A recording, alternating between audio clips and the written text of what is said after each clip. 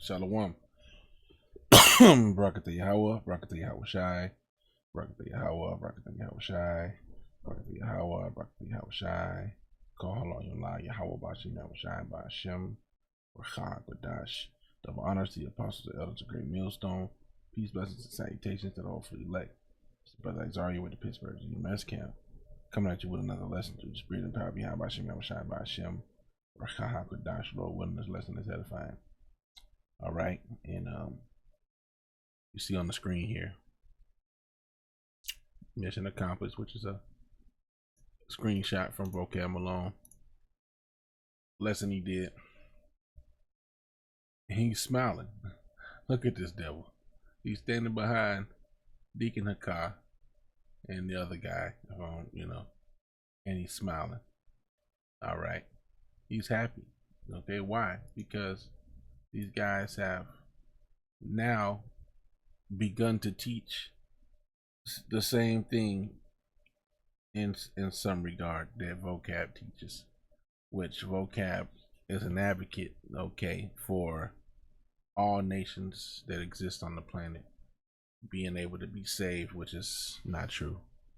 Okay, Israelites that are of the bloodline of Israel that are among these nations are the ones that have a chance at salvation. Okay, the heathen, which is a clear narrative in the scriptures, will be in captivity. This is a prominent fact. Okay, scriptures say it. We've gone over the scriptures. As the scriptures say, every one of thine, it says, and all thine enemies, every one of them shall go into captivity.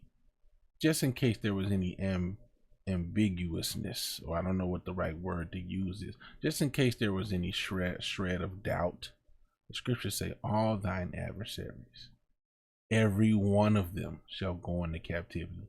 So when you go into certain precepts in the Bible where you read about he that endures to the end, or actually it says, he that overcometh will I give power over the nations, and he shall rule them with a rod of iron. Everything begins to become clear when it says in Revelation 13, around verse 9, where it says, he that leadeth into captivity shall go into captivity. He that killeth with the sword must be killed with the sword. Things become very clear when you read the book of Psalms 147, I believe, where it says, which I think it's actually 149. Okay, and a two sword in there. All right. Yes, Psalms 149. When you read it's a short chapter, right? Okay. When you read down here, verse 7, it says that they're going to execute vengeance upon the heathen and punishments upon the people. And it says they're going to bind their kings with chains and their nobles with fetters of iron, to execute upon them the judgment written. This honor have all his saints. Praise ye the Lord. When you read Revelation 13:9, it said, this is the patience and the faith of the saints. These are things that are in the Bible outside of how someone feels, outside of how anyone feels. These are the things written, and they will come to pass. But when you have someone like Vocab Malone that's smiling at you and saying mission accomplished, when he is contrary to these things, then you must understand that you're in the wrong lane. All right, you're in the wrong lane, and this is, as you can see, Vocab Malone on their comment board saying, bring it out. Okay, if Vocab Malone's telling you to bring it out, guess what? You're doing the wrong thing. Okay, doing the wrong thing. And so, these Israelites, man. Okay, I'm gonna read Ezekiel 13. We're gonna start at the top. Ezekiel 13:1 says, and the word of Yahweh came unto me, saying, Son of man, prophesy against the prophets of Israel that prophesy, and say thou unto them that prophesy out of their own hearts, hear ye the word of Yahweh. Thus saith the Lord power, woe unto the foolish prophets that follow their own spirit and have seen nothing. Okay. Now, I wanted to get into this a little bit. It says, O Israel, thy prophets are like the foxes in the desert. Now, I was going to go on through this and I had recorded it, but it didn't save, or my mic wasn't on, so I'm going into it again. Now, let's see. Maybe spelling this wrong too. Right. So we're going to get the negative associations with this word. First, let's go into the word. Shawa'il. Shawa'il. Okay. Which is the same as Sha'il. Okay, pretty much. Okay, hollow of hand. All right, let's go back. Well, it's not the same, but it says from the same. So Shawa'il. Now it says fox, a burrower, fox, perhaps also a jackal. Okay. And then when you go down, I like to read the Hebrew Chaldee lexicon, or the Jacinius, because it gives you some extra insight on the word. Okay, says a fox, however, okay, the name of foxes appears to have been commonly used as also including jackals by the Hebrews, like the other Orientals. And these are apparently the animals intended, as foxes are not easily caught alive, since foxes do not devour dead bodies, which jackals do. Okay. And let's see, you scornful man.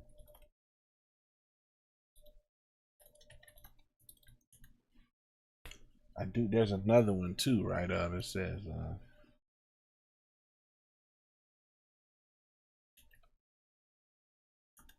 I thought that there was one. That's the one I wanted. Damn, man. Okay, call all y'all about your shot. Because earlier I was thinking about this scripture and I couldn't find it, but now I found it. Call all y'all about your shot. So it's Mark 12:40. All right, let's go here. Mark 12:40.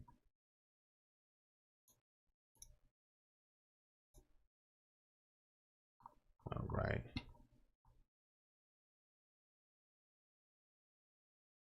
We'll do that. Right, and then we're gonna look. Oh, Salaki. Let me reopen that last one. You score for men. Okay. Isaiah 28:14 says, wherefore hear the word of Yahweh, ye scornful men that rule this people, which is in Jerusalem. Okay. Because ye have said, we have made a covenant with death, and with hell are we at agreement. When the overflowing scourge shall pass through, it shall not come unto us. But we have made lies our refuge, and under falsehood have we hid ourselves. Therefore thus saith the Lord power, behold, I lay in Zion for a foundation, a tried stone, a precious cornerstone, a sure foundation. He that believeth shall not make haste. Judgment will I also lay to the line, and righteousness to the plummet. And the hail shall sweep away the refuge of lies, and the waters shall overflow the hiding place. Now this is beautiful through the Spirit, because like I said, I just went through this lesson briefly. Well, about 20 minutes. But here we are again. Now things are coming even fuller into understanding. Call all Yabashim Shai, because we're going to read something in Ezekiel that's going to tie in with what I just read. Now I want to read this, right, and understanding the jackals, right? And then we'll read some spiritual aspects of jackals. Mark 12:38 says, and he said unto them in his doctrine, beware of the scribes, which love to go in long clothing and love salutations in the marketplace. Okay. And the chief seats. And where do they come from? They come from the former group where their leader, even though he being younger, okay, than the apostles, okay, brought to himself authority by calling himself what? The chief priest. They love the chief seats in the synagogues and the uppermost rooms at the feasts. Now this is what I wanted, which devour widows' houses, and for a pretense make long prayers. These shall receive a greater condemnation. I just want to go into that, how they devour, okay, the people. All right. Now let's get this. The connotations of a jackal range from negative associations with opportunism, scavenging, and treachery. Okay. And obviously these things are let's hone in a little bit. Negative. Okay. Cunning, cowardice, selfishness, qualities that did not allow him to become a figure of identification.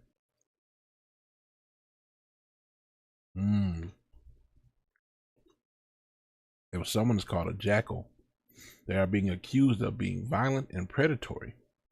It is not a curse word, but it is insulting. Okay, jackal carries a negative meaning, and some would argue that even the word jackal sounds harsh to the ears. Okay. Ooh. Now this is how you know. Let's just read it. Biblical beast, jackal. See, the jackal in the Bible is a night preying animal.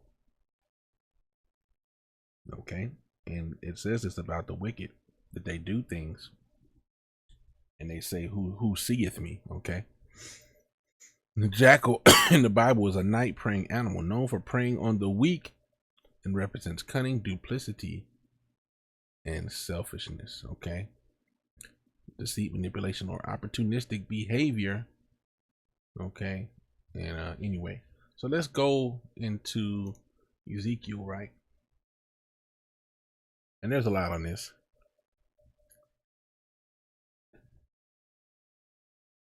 (13 and 4). Which there's a lot. I mean, I don't remember if I read this, because like I said, I had to redo this lesson, but we'll just read at 1 again. Ezekiel 13 and 1, and the word of Yahweh came unto me, saying, Son of man, prophesy against the prophets of Israel that prophesy, and say thou unto them that prophesy out of their own hearts, Hear ye the word of Yahweh. Thus saith the Lord power. Woe unto the foolish prophets that follow their own spirit, and have seen nothing. O Israel, thy prophets are like the jackals in the desert.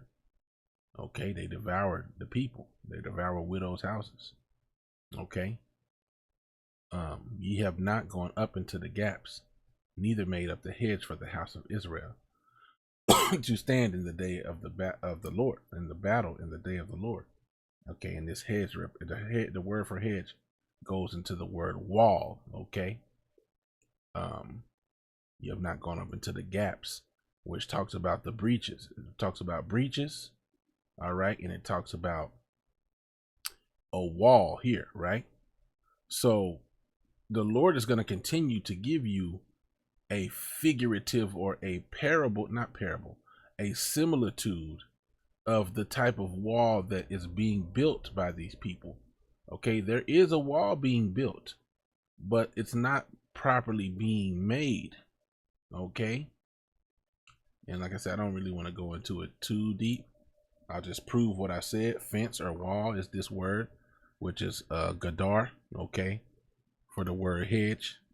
And then when you go into gaps, the word is paratazai, okay, which is a breach, a gap, a broken wall, a breach. Okay, so you understand. And then we'll continue, right? And we already went into the jackal. Okay, boom. Let's go back. Okay. They have seen vanity and lying divination, saying, Yahweh saith, and the Most High have, it says Yahweh again, have not sent them.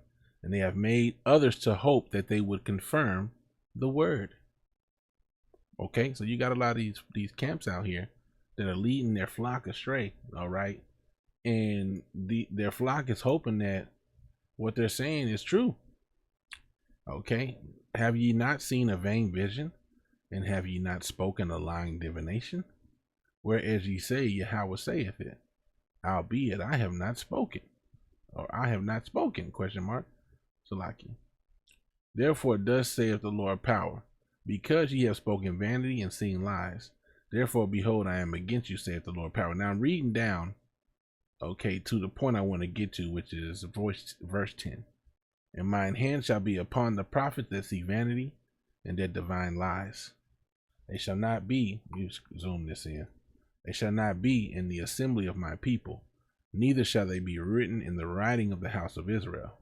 Okay, they won't be written in the Lamb's book of life as a part of the righteous elect. You see, neither shall they enter into the land of Israel. Right, they'll have to be reborn through the loins of the elect. And ye shall know that I am the Lord power, because they have seduced my people, saying peace, and there was no peace. And one built up a wall, and lo, others daubed it with untempered mortar. And just to simplify this, let's get the word wall here. All right. And then we'll go into it a little bit. So the word wall here is chayataza. Chayataza. Got to remember this little one is Yah, and the other one is Wa, the longer one. Yeah.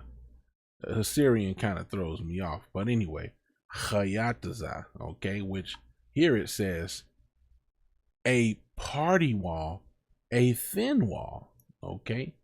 A thin wall. And this is the only way. It's only used one time. All right. Only one time. So this is a thin wall. Okay. That's being built. And lo, others daubed it with untempered mortar. Let's see what this word untempered is. Thapal. Is that? Yeah. Thapal. Okay. Foolish, tasteless, and unseasoned, uncertain, or meaning uncertain. Foolish. Oh, that's interesting, right? See what it says down here. Okay. Unsalted, unseasoned, insipid, foolish. Okay, so people, unseasoned, unsalted. You can almost say, what says foolish? So we'll just go with that, right? Lime, with which a wall is covered, cement. Okay. Untempered mortar. Okay. Untempered mortar. Okay. So nevertheless, unseasoned. So people, there you got people, these false prophets with these false breakdowns, and you have people that back them up. Okay. You got people that back them up. Those are the ones who are daubing it with untempered mortar. They're solidifying this fake wall that's being put up, because these camps would tell you that they have the truth. They would tell you that what they say is correct. They would have you believe that GMS is incorrect, right? When in actuality, they're incorrect, okay? And they're building up this. There's no protection that's going to be had from the lies that they're telling you. Oh, the MOTB is spiritual. It ain't physical. It's sin. It's sleeping with white women. No, the MOTB is the micro C hip. All right, that's a solid wall. That's a solid foundation. That's sound doctrine. Anything else outside of that is BS and it's garbage. All right, it's pure garbage. Okay, and now this is, like I said, that correlation, because I went through this lesson earlier. All right, and so I thought that was the spirit when I came across this. Is it this one? No, it was this one, I believe. Yes. Yeah. So we're gonna go back a few verses on this Isaiah. All right. Because this is beautiful. All right, we'll leave it there. Let's go back here. Okay. Ezekiel 13:11 says, say unto them which daub it with untempered mortar. Let's get this word daub. Okay. Tawach. Okay. Pretty sure that's tawach. Okay, to spread over, cover, be smear, to be besmeared, to daub, overlay, plaster, to spread over, to daub as a wall with plaster. Okay. As eyes that they, wow, as eyes that they may not see. That's very interesting. To cover over with fat. Okay. Wow. And if you think about it, you could think about it spiritually, right? When you look at this thin wall, you have these people that were, as you said, like it says, as eyes that they may not see, because it says to spread over, to daub, to cover over. And you'll have these people that'll pretty much, it's almost like witchcraft. It's like individuals will come out with a false doctrine, and you got so many people backing it up that you almost don't, these people almost are like zombies, man. They don't really see, they don't look for themselves. They're probably encouraged to just believe and not do their own research. All right. And so you can kind of look at it that way too. But I don't want to overcomplicate it too much, right? Let's continue. Ezekiel 13:11 again, saying to them that daub it with untempered mortar, that it shall fall, there shall be an overflowing shower, and yea, O great hailstones. I don't know why this says and ye.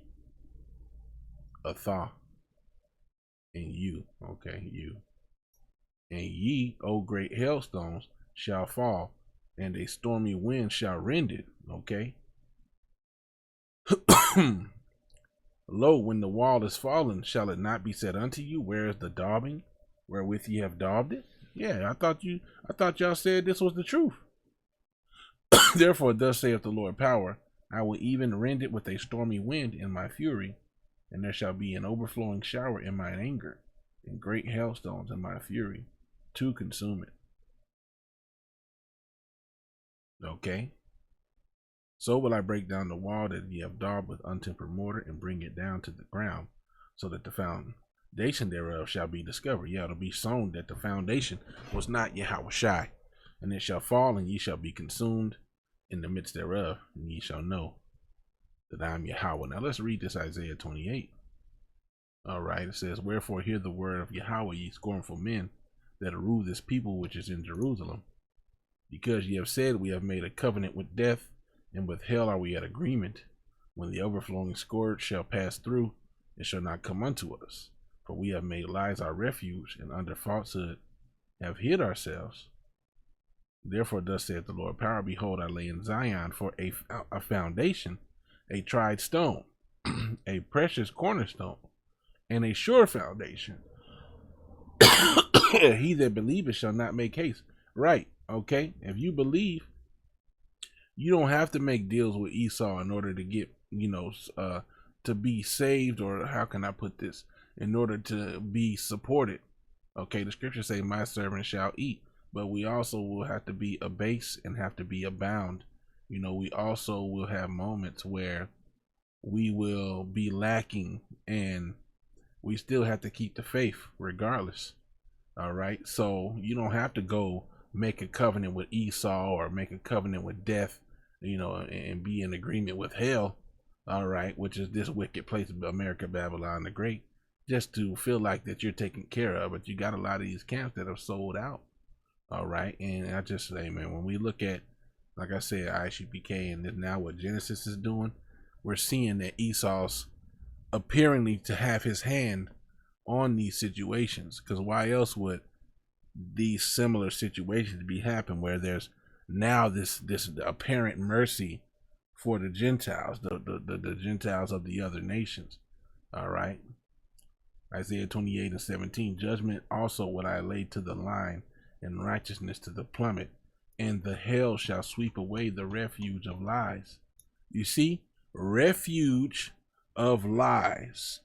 That party wall, that thin wall with the untempered mortar, represents that refuge of lies. Okay, that wall, that supposed solid protection and hedge against what's coming, is not a true wall, which is why others have to come and daub it, or supposedly, or support it. When you think about mortar and daub and everything like that, that's what makes a wall solid. If you just stack bricks on top of each other and you don't put mortar in between, if you come push that wall, it's gonna fall. you have to put something to stick it to the ground, and then you continue to lay this cement in between until you have a solid wall that cannot be pushed over. All right, but if what you're doing, if the mortar you're putting there does not solidify properly, the wall will be able to be pushed over. Okay, and this is what the Lord is going to do, and the water shall overflow the hiding place. So I just kind of want to show through the spirit of Yahweh Shem Yahushai how these things are tied together. You see, thus saith the Lord power, Ezekiel 13:13, I will even rend it with a stormy wind in my fury, and there shall be an overflowing shower in mine anger, and great hailstones in my fury to consume it. And when we go back to the Isaiah, it says, and the hail shall sweep away, Isaiah 28:17, and the hail shall sweep away the refuge of lies, and the waters shall overflow the hiding place wherewith you men, okay, you men are hiding behind these lies. All right, and I think that's where I'm gonna end it. I mean, there's always more we could say, right? But I'm gonna end it here, as and not to be too long. I think the point has been made. You know, these other camps are not properly preparing their flock. Well, they're preparing you for something, but it's not for salvation. They're preparing you for Esau to come through, and the scriptures talk about those people that are preparing a table for that troop. Well, it's a lot of these camp leaders are preparing you to be a prey to Esau, and they're lining their pockets in the process. So with that, I want to give all honor, glory, and praise to Yahweh Shem Yahushai by Hashem, or Chaha Kodash, the honor to the apostle of the great millstone. Peace, blessings, and salutations to the elect. Shalom. Wa ba ba ba. Shalom.